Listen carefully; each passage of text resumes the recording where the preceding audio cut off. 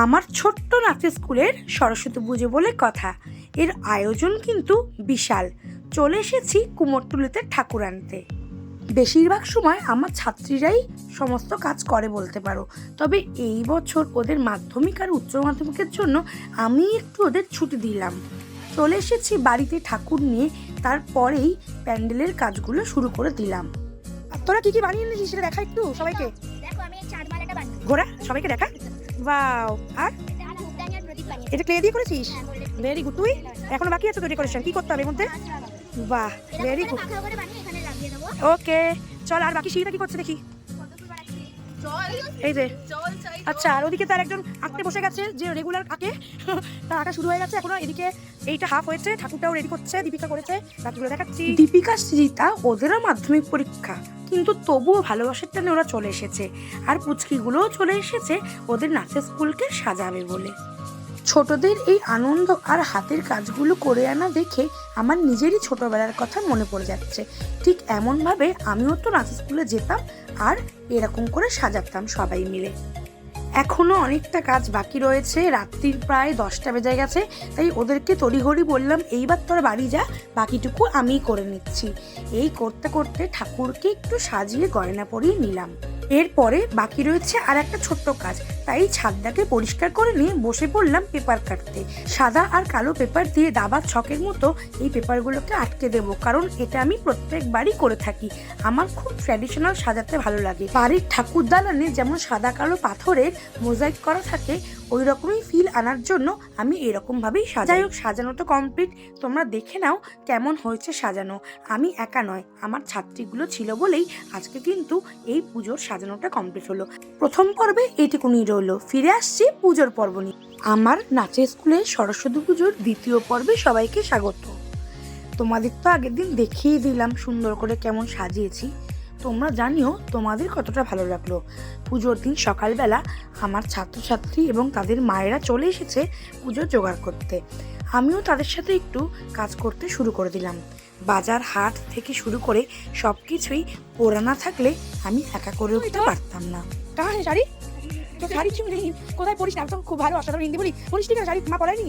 আর তোর কে সাজিয়ে দিয়েছে ভাবিয়াকে? একা একা না মা? কে সাজিয়ে দিয়েছে, মা না ঠাকুমা? সরস্বতী পুজো মানেই কিন্তু বসন্তকালের আগমন। সব হলুদ শাড়িতে তাই আমরা সেজে উঠেছি। বিভিন্ন কাজ করতে করতে অবশেষে ঠাকুরমশাই চলে এসেছেন এবং আমাদের পুজোও শুরু হয়ে গেছে। সারা বছর কিন্তু আমরা অপেক্ষা করে থাকি সরস্বতী পুজোর দিন এলে কুল খাবো বলে। তোমরা জানিও তোমরা কারা কারা কুল খেতে পছন্দ করো, আর আমার মতো অপেক্ষা করে থাকো কবে সরস্বতী পুজো আসবে আর নতুন কুল খাবো আমরা একসাথে। হোম আরতি সবটাই হয়ে যাওয়ার পর পুজো কিন্তু খুব ভালোভাবে মিটে গেল। এরপরে চলে আসছি আমরা সন্ধ্যেবেলার পর্বে। দেখতে দেখতে সন্ধ্যেও হয়ে গেছে আর এখন প্রস্তুতি চলছে সন্ধ্যা আরতির। সব ছাত্রীরা চলে এসছে, ওদের সাথে কি কি মজা করলাম তোমাদের সাথে শেয়ার করছি।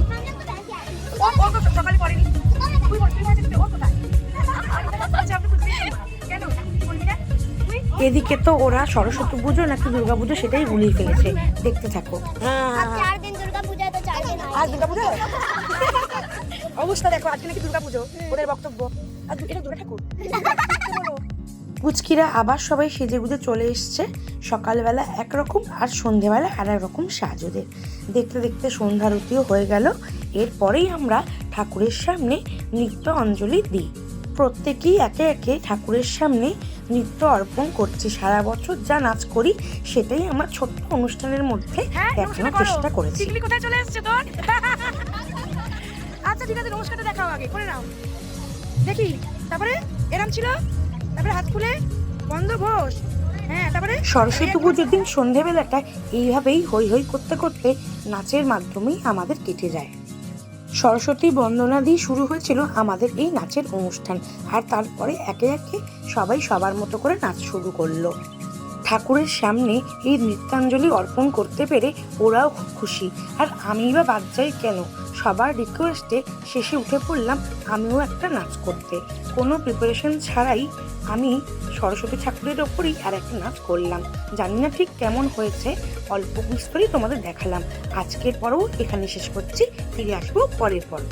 নাচের স্কুলের সরস্বতী পুজোর দ্বিতীয় দিন অর্থাৎ বিসর্জনের পুজোর জন্য অপেক্ষা করছি। দধিকর্মার সব আয়োজন হয়ে গেছে, সেই ফাঁকে হঠাৎ দেখি দুটো স্টুডেন্ট লুকিয়ে লুকিয়ে নাচ প্র্যাকটিস করছে, তাই চুপি চুপি একটু ভিডিও করে নিলাম। তোমাদের কি শীতল ষষ্ঠী বা শিল ষষ্ঠী আছে? আমাদের কিন্তু হয়।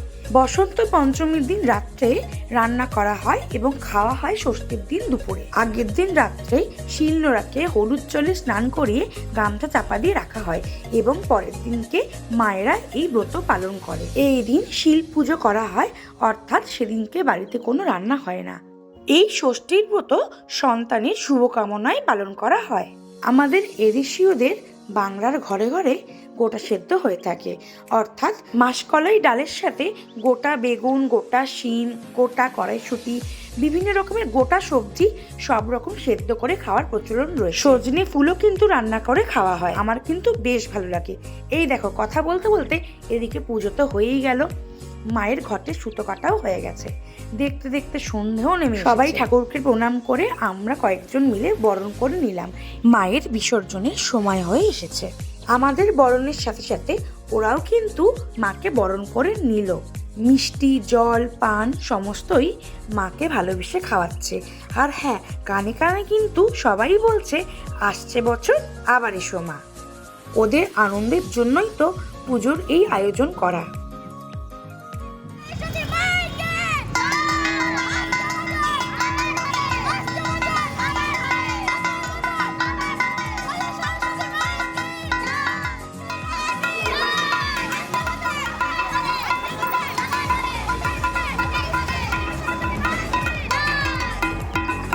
আমার স্কুলের এই ছোট্ট পুজোর আয়োজন তোমাদের কেমন লাগলো অবশ্যই জানিও।